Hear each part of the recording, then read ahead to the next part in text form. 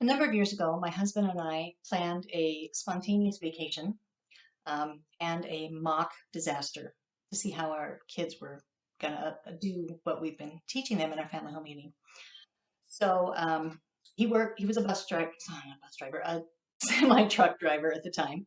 And he went and delivered in Blackfoot. The plan was he was going to call, and I would pretend that he was saying there's an emergency. So I told the kids, Papa just called, said there's an emergency. I don't know what it is. He told us to get our emergency supplies and fuel up the van and get down to Blackfoot to pick him up, and then we'll find out what's going on. It was interesting. My oldest daughter turned out to be the leader. She knew exactly what everybody was responsible for getting, and she directed. You do this, get those kits. I'm going to get the cash. You're going to get the medication. She would just direct what needed to be done. My second daughter was the packer.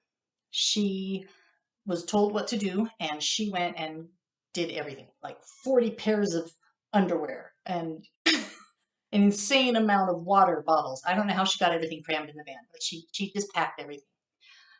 Dorsey was the emotional trauma, just I don't want to stop playing in the sprinkler, and just the uncertainty of what was going on. She was not not loving life. Duncan was the disbeliever.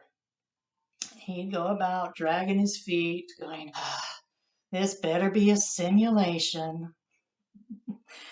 Devery was just happy to go for a ride, and Dirk and Daphne were just babies. So, um, the interesting part was my response. Now, mind you, I planned this whole thing, and I knew full well that it was a mock disaster. After I played my role, I didn't realize how I would respond. Um, and I would panic. I would just like, what do I do? What do I do? And Danae would tell me what to do, and I'd go do that. And then I'd panic again, like there was no blood flow in the brain. And even though I knew it was fake, it was embarrassing. Um, Not everybody is going to have that panic response, but everybody does have the natural response of fear in an unfamiliar situation. Um, and the only way to combat that is through knowledge, getting the knowledge and know what to do in those emergencies, getting prepared. So putting your 72-hour kit together and then having practice sessions, getting the experience so that when the real thing happens, obviously I need more practice sessions because I will not fare well during a real emergency. Um, Another reason for getting your 72-hour kit together, not only the fear factor, but there's also the time factor. Um, Say we're the semi truck on the highway is carrying hazardous material and it gets in a wreck and tips over and spills. We have to immediately get into a room, close off all the airways, and stay put until the authorities give us the all clear. And if we don't have our supplies with us, we're just going to wish we did. Um, what was I going to say? Other disasters like a mudslide or a landslide, wildfires, maybe even a home fire. If I don't know if they recommend grabbing your 72-hour kit but you definitely have to evacuate the home. If it's on the way out, that might be an option. Any type of community evacuation. Maybe Godzilla or aliens are coming. I don't know. But where we have to evacuate immediately, you don't have time to go around and gather up the supplies you might need for that particular scenario. If you don't have to evacuate, but you have a disaster at the home, like an earthquake, if you have a pack that's all together, you only have to dig through the rubble to find one thing rather than 100 different items somewhere in all the debris. Electrical failure, same thing.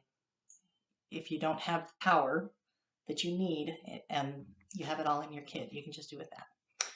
So that's awesome. Why a 72? What's with the number 72? The experts say that it takes about 72 hours for the emergency forces to mobilize to get to where the emergency is to render assistance. And so it's a personal responsibility that we need to take care of ourselves in that initial time frame until we can get some help. In the case of a real disaster or a widespread disaster, it's going to be closer to 2 weeks or more. So it's important. What are we putting in our kit? Well, basically, you're putting your entire home in a pack.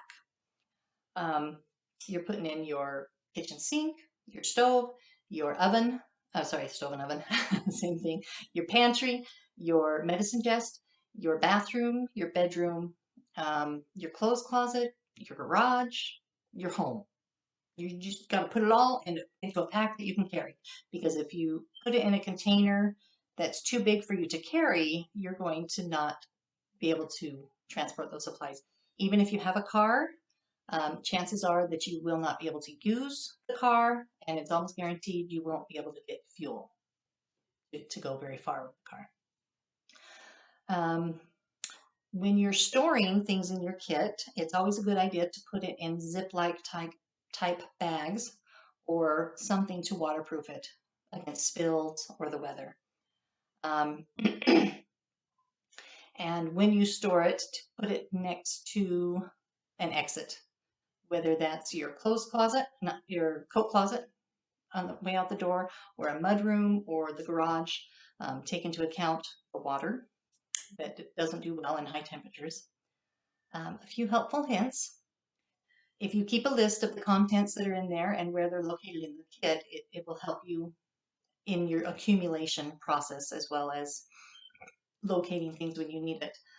Also keep a list of dates when things need to be rotated or replaced, and either put it on the calendar or attach it to an event that's already happening, such as General Conference every 6 months, or the first of the year and Independence Day.